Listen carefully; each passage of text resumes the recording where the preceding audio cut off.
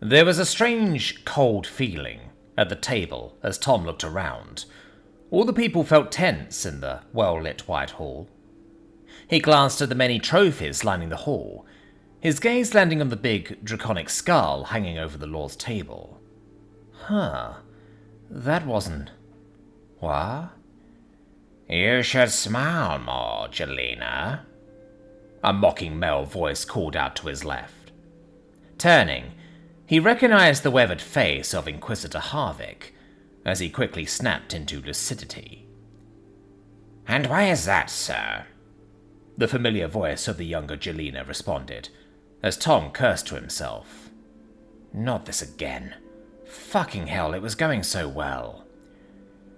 It helps ease the poor souls. This is all mutually beneficial, after all. We keep their little secret, and they lend us a sled. The Inquisitor chuckled, going back to his wine, seemingly without a care in the world as he sat betwixt the people he was threatening into cooperation. Well, this seems familiar, Tom sighed to himself, as he watched through the eyes of a woman he was fairly sure wouldn't see anything wrong with that at all. As she glanced at the cup of wine for a moment, as if to consider if she wanted some, she surprised Tom by pushing it away. Ooh, is someone wary? Poison, maybe? Yes, you mentioned sleds, sir. Quite what are we supposed to be doing here?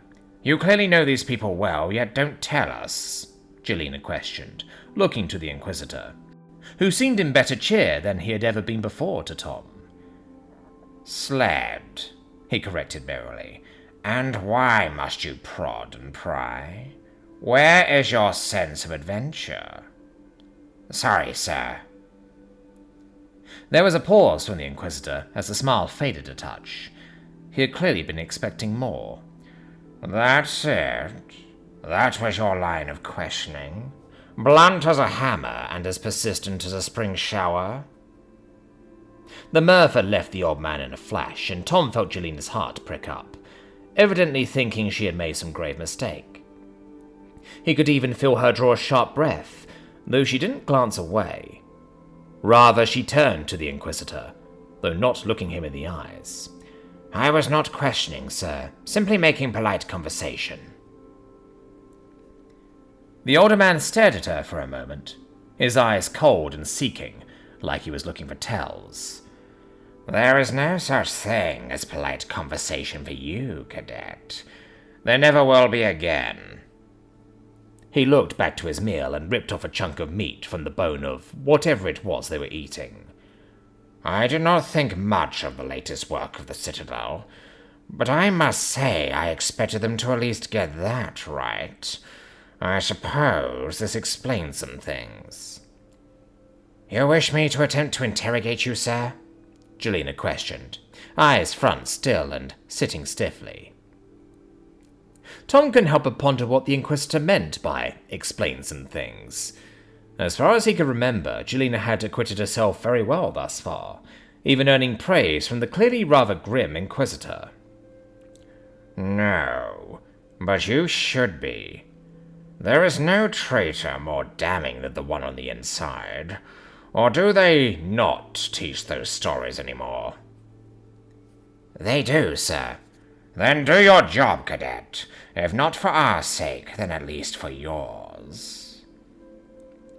Tom had no clue who they might be referring to, but he could feel that Jelena did. Perhaps it was the Inquisitor who had helped the Mad Queen steal the ship all those years back that Paulin mentioned. But as he understood it, it was the Church who had put an end to that incident, not the Inquisition. Sir, yes, sir, she replied, turning back to her food almost mechanically, heart still hammering as she once more glanced at the wineglass. Bloody Hashors. Nothing but army people sick with pomp. Harvick spat out dejectedly, before reaching past her, getting uncomfortably close, and picking up her cup of wine. Let me see if that is poisoned. He downed it in a single motion, waiting for a moment. Seems not. Here you go. He put the cup back, slamming it into the table forcefully, causing Jelena to start. That too gained his attention, slowly turning to look at her, still uncomfortably close. She could even feel his breath on her face as he glared at her. Or maybe not a soldier this time. Maybe a tavern guard, though one would expect someone like that to be used to a cup being moved about. Jelena didn't reply, simply sitting there motionless, though Tom could feel her starting to seethe now. She was scared of this man, but she was starting to hate him too. Just as proud as Victoria, then. Good to know, Tom thought to himself, as Harvick pulled back to sit properly once more. Jelena gave a few quick glances about the room, taking note of who had seen the interaction. Most pretended they hadn't seen anything, which often only made them more obvious. A notable exception was Glaz, who was sitting opposite the two of them. She was looking at Jelena and slowly shaking her head side to side disapprovingly. He could feel her rapid shallow breaths, her fists clenching, but she did not move and did not speak. Tom guessed she was trying to deduce what she had done wrong. Tom couldn't hear her think, but he could sorta feel it. It wasn't an easy thing to describe, but when she got angry, or sad, or scared, he could feel the reaction clear as day, and it leaked, much like all these damn mind games tended to do. The feast carried on, and Tom took some time people-watching. It was all but a charade. No one was actually enjoying themselves, they simply pretended, likely for the sake of the Inquisitor. Smiles and laughter filled the air, fake laughs and shallow jokes, the kind performed by terrible actors at local town shows. Jelena, however, did not do much save keep up the polite appearance of enjoying the food, along with a cup of fresh water. She was thinking, and she was thinking very hard, and Tom couldn't help but feel a pull, like her mind wanted to go elsewhere. To begin with, he ignored it, but as he grew bored looking at those poor people playing charades in the torchlit hall, he started to try and concentrate on the feeling. Maybe it was his key to make this accursed thing end. It had been plenty long already for his taste. The more he focused on the feeling, the stronger it became. It really was a pull. In some ways, it almost reminded him of when Jelena had dragged him through his memories before. What little he could remember aside from the pain. He could feel his head throb, of course, but it was but a distant concern, something beyond his control. This pull, though, this he could focus on. He almost startled himself as Jelena blinked, and her eyes opened to a wholly new scene. The wind was biting her skin, snow swirling all around. She was sitting on one of a pair of those sleds they had used to hunt the Fenrix, as it cut through the snow under a sunlit sky, the strange hound-looking creatures hauling away towards a mound on the horizon. She was huddled up under a pile of thick furs, and Tom could feel something warm under there, likely the only thing keeping her alive right now, considering the cold. "Any idea why he wants to go to that old place?" a man called out from behind her. He sounded out of breath, so Tom guessed he was running alongside to keep warm for now. No, nor why he was so pointed about a sled. "What do you mean? We have two," the voice called over the wind. Tom recognized him now. He was one of the other cadets that had been assigned to the Inquisitor. Precisely. "Do you think it is for Chaika?" The man tried again.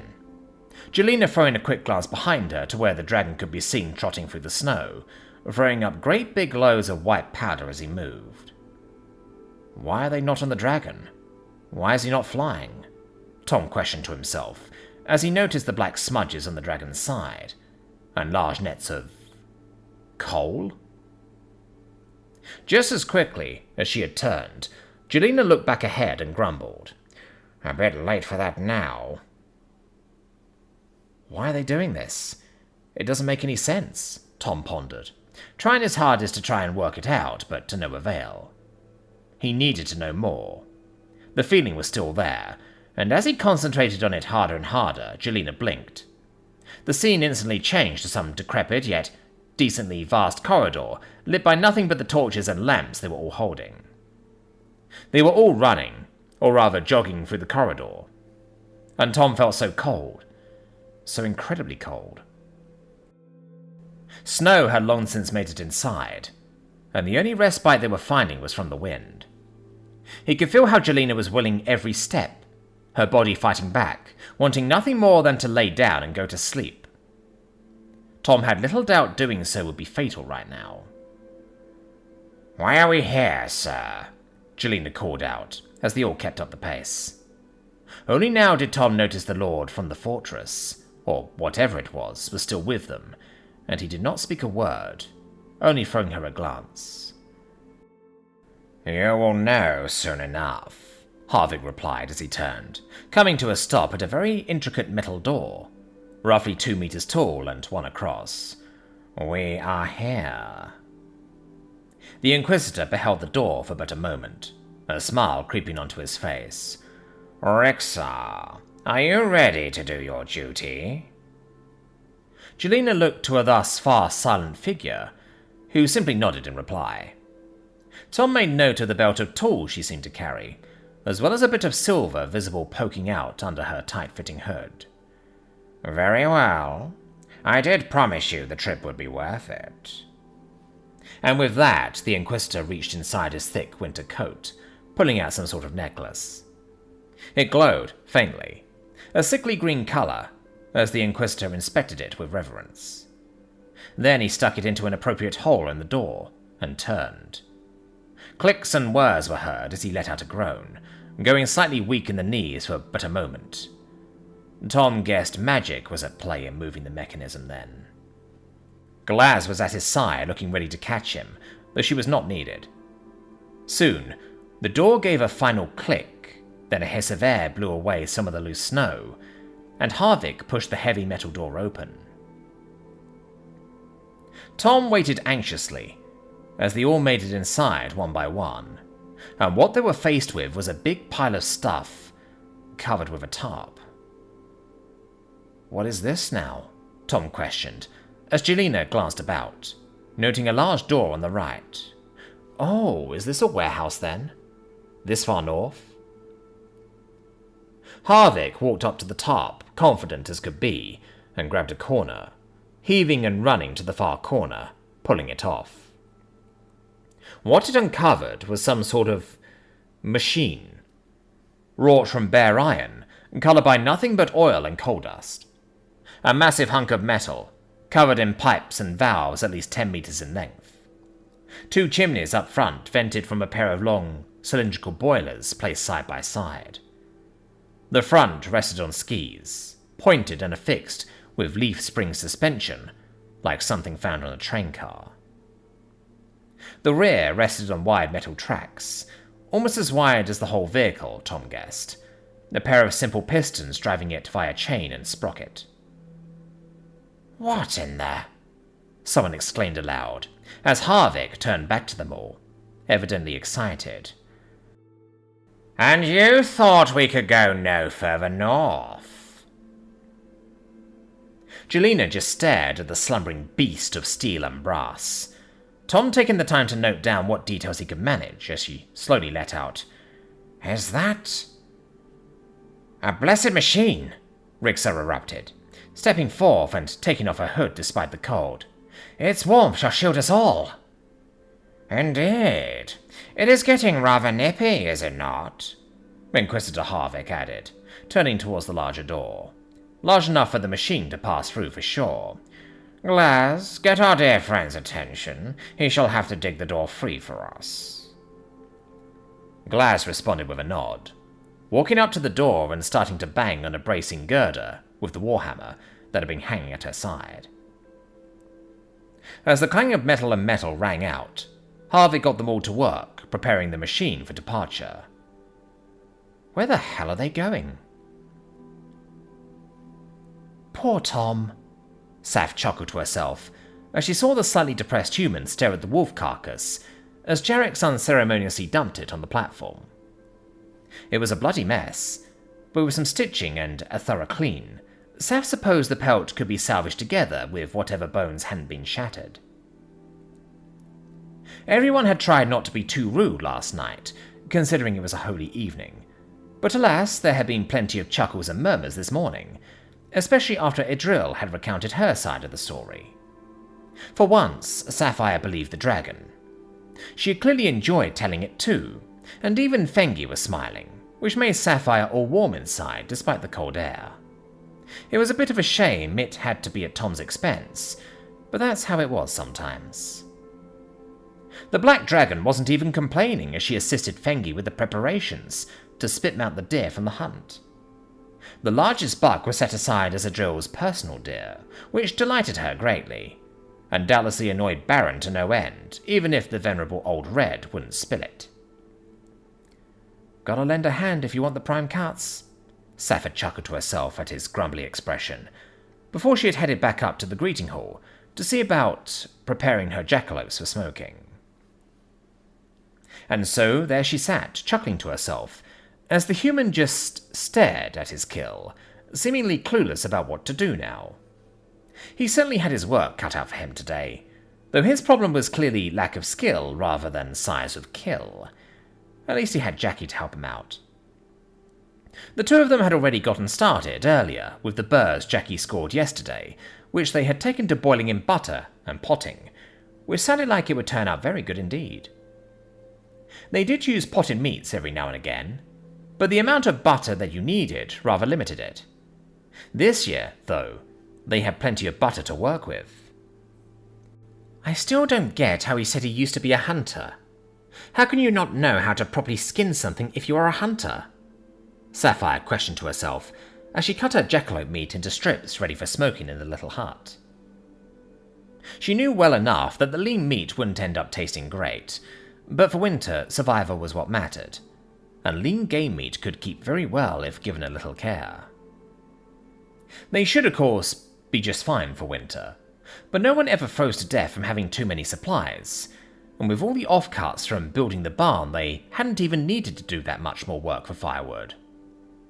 Tom's escapades with the quad earlier in autumn had of course helped as well. It still needed to be split and laid to dry, of course, which Heron and Cullinger were hard at work with today. Or, more likely, Cullinger was making sure Heron was working hard. That could be a hard job in and of itself. Ray was still cleaning up after the fire yesterday, but at least it wasn't just her working her ass off. Foe and Bo were boiling bones in the kitchen, which had Saf very excited. Jellied meats had to be one of her favourite ways they could preserve it out here. That or smoked hog. Deer always got so dry, and the fowl ended up dry as sand. Sausages were usually great too, of course, but they took quite a lot more work. This year they had plenty of bought sausage though, so that would be good. Wiperna and Raoulf were busy down below separating the handful of goats away from the hogs after the two had apparently gotten into a fight. The new arrivals didn't need to stay long, so they had just hammered together some improvised fencing for the time being. The goats were going to Deriva as their final gift to their neighbours of the year. There had been some talk of sending a drill with them, but they had dropped the idea after talks of just what Tigran might say about her. Best to have that encounter happen on their own turf, and with Baron and Jarrex around. But they did need to send them over somehow, so it would likely be Jarrex's job. Saf didn't actually know. Maybe some of her jerky could go with too. They probably needed it more, after all. Saf just snickered to herself at what the faces might be when they received a box of jackalope jerky. I wonder if Tom knows some tricks of preserving meat, she questioned to herself, looking over to the human. He and Jackie had managed to get the wolf onto a rack to make it easier to work on, though the smiles and spark normally between the two of them when they worked didn't seem to be there today. Sapphire furrowed her brow as she watched the two of them work in silence. Did he take it that hard yesterday? Really? Saf couldn't really get herself to believe that. He had taken quite a lot of abuse over the year. The dressing up, them sorta messing up his hair a little, that time they put him on Kakashi's back. But had this finally done it? That didn't seem quite right. Maybe Jackie said something stupid and he's mad at her or something. I guess that isn't exactly an impossible story to believe. She sat there working and watching for a bit longer, pondering, finally noticing that Tom was wearing some sort of earring. She had never seen him do that willingly before. Why would he put that on? Did he lose a bet with someone over yesterday, maybe? Or might be Jackie, actually, come to think of it. Oh, poor guy. It just keeps going for him today, then. She did actually feel sorry for him, but it was also a little funny. The human finally loses a bet, and while playing Huntress, no less. Oh well, if you miss the shot, you lose the arrow. Maybe food will take his mind off things. It sounded just about right to Sapphire. It definitely didn't have anything to do with her wanting to know if he had any good ideas, before she cut up all of the jackalopes. She got up and sauntered over, knife in hand, just as much looking to see how the two were getting on with the big wolf. The answer was not great, judging by the amount of tears in the shaggy pelt. Oh dear. Oh well. Hey, Tom? She opened, waiting for the human to turn his attention to her, which he eventually did, even if Jackie kept working. He looked a bit tired, eyes slightly droopy, and she could swear he had dark spots under them too. Yeah? I was just wondering, how do you preserve meat for winter back home? You know, potted meats, jerky, all that stuff. I remember some of that jerky you had. It tasted divine. The human did at least seem to not mind too much, even if he didn't exactly liven up at the line of questioning. Oh, we have fresh supplies year-round, but we often freeze things to make it last much longer. What, just put it outside in the cold? Saf had heard of places doing that, farther north, but around these parts you couldn't trust it to remain freezing all day and night for that long. Well, back in the old days, sure, but now we just use a cold box. Frost powder should replicate that easily enough, I think. Oh! Sapphire went as she realized. Wait, you made one of those, didn't you? Well, duh, we used it. Why are we smoking stuff then? Oh, I mean, we would have to insulate it, and it would be quite a lot of frost powder. The human trailed off as his mind seemed to slowly wander through the idea. Tom, we have kilos of the stuff. You asked for it, remember? I suppose so, yeah. I guess we can make more than just ice cream with that. How will we insulate it, I wonder? Would blankets work? Jackie interjected, seemingly happy to leave her work for now. She did seem to be doing better than the human, though she still seemed a touch more somber than normal. I mean, a little. We would really want something a bit better than that, though. The human once more descended into thought, rubbing his hairy chin like he so often did while thinking. Saf and Jackie let him, but before too long, Sapphire's curiosity got the better of her. The strange new earring was dangling on full display right in front of her. Where did you get that, by the way? Did you give it to him? Saf questioned, glancing to Jackie. Looks good on you. Tom didn't answer, instead throwing a glance at Jackie, still rubbing his facial hair. No, Jelena did. She wants to talk. She wanted to talk 2 days ago, Tom grumbled as he carried on pondering. My bad, that one. But the least she could do was pick up today. Oh, shit, it's those kind of earrings. Wait, Jelena didn't answer? Sapphire questioned. That didn't sound right at all. Jelena putting Tom behind the wing? Then again, an Inquisitor might have many things to do in a day, or perhaps the earrings didn't work quite right. She'd heard many tales of magical items either giving up the ghost, or starting to act strangely over the years, especially if not maintained right. Perhaps they hadn't been used for a long time. Yep, beats me. Anyway, if I drop like a sack of shit, that's probably why. Just in case, you know. I'll keep it in mind, Sapphire replied with a slow nod. Anyway, to get back to where we were, we could freeze fruits and stuff, right? Yeah, shame we don't have any more berries, or I could have made jam, the human responded, seeming quite happy to not talk about Jelena any more than necessary. What is jam? Sapphire questioned, as Jackie too looked to the human, clearly interested now. Oh, it's a sweet fruit preserve, like potted meats but for fruit. You just use sugar rather than butter, if that makes sense. Potted fruits, Sapphire repeated to herself. She had heard of people preserving fruits in honey, so maybe this was the same sort of thing then. That would be amazing. We need some more berries then, don't we? She questioned, looking to Jackie. Last hunt was yesterday, Jackie replied with a shrug. Yeah, but... Sapphire grumbled, glancing around the room as if that would somehow provide an answer. Oh, what about Deriva? We could just ask for theirs. You want to steal Deriva's berries? This year? Even Jackie seemed uncomfortable with that idea. Saf did have to agree a little bit that it didn't sound very good when you put it like that. But still, potted fruits. Oh, come on. We are getting them goats and stuff. Remember all the things we gave them? Salt, flour, salted meats, smoked meats. Shame we can't do canning. Tom then went with a shrug. Gonna need to make a cannery. What now? Sapphire questioned once more, turning her attention back to the human. Oh, metal cans for meats and stuff. You boil the contents in the can after sealing it, so it's sterilized. Done right, and it'll last for decades. Good stuff. Saf and Jackie glanced to each other at that little revelation, and just nodded in unison. Yeah, adding that to the list. Maybe next year, but if you can get me some berries, I can make jam. If not, then we can always just make some more candles. Those last forever too. I'm gonna find a nook, Saf concluded, turning away. She was so having some of this jam this winter.